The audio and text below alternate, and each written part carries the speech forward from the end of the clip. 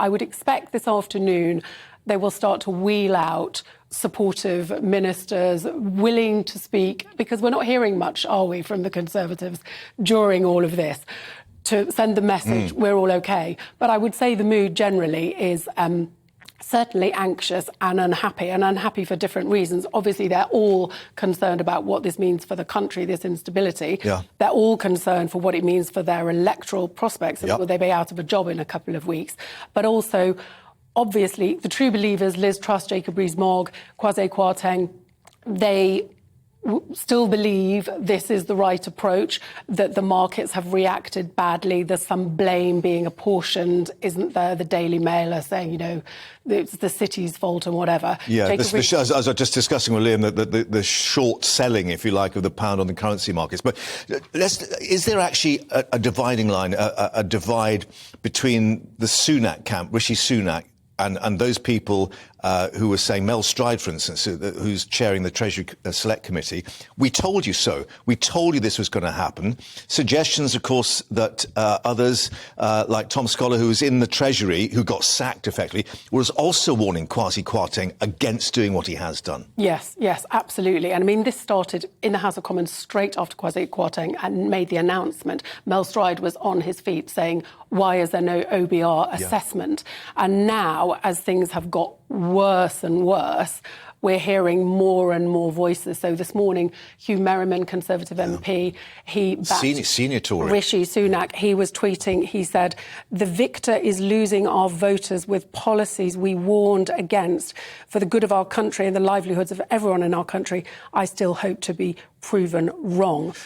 The timing is not great, because we've got a Tory party conference next week after Labour likely to push the narrative today, we are a government in waiting. Are these voices, Hugh Merriman, Mel Stride, going to be heard at that Tory party conference? Well, we should see. I mean, they're beginning to get their message out, aren't they? They're beginning to speak more loudly. Obviously, nothing from Rishi Sunak, but clearly this is exactly what Rishi Sunak was warning against back over the summer.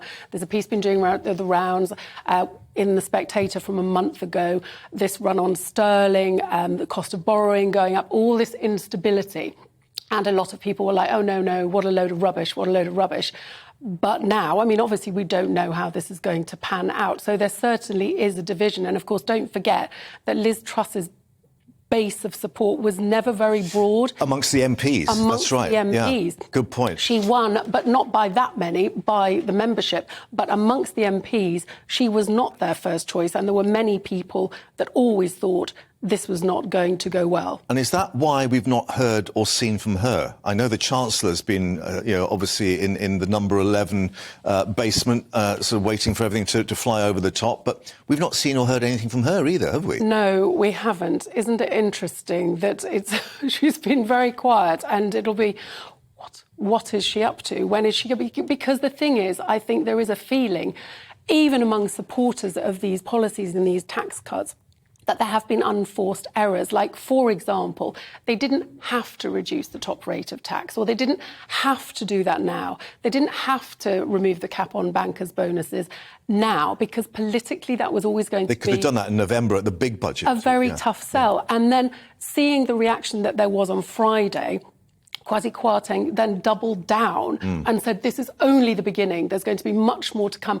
They didn't have to do that now. So this sort of shock and awe approach, I think sort of shock and horror. Well, spooked the markets, yeah. And you bowled a question at Jacob Rees-Mogg in number 10 as he was lolloping along to the door of number 10. He was asked if it was still the right approach. He said yes. Then he was asked whether the city don't like it, why are you rewarding them? Because, of course, with the bonuses, City are being rewarded doubly, also with the top rates of tax cut. And he looked like he was thinking about answering and then decided against. Kept his counsel, as they say. And he usually does have an answer, a quick answer for most things. Fascinating times.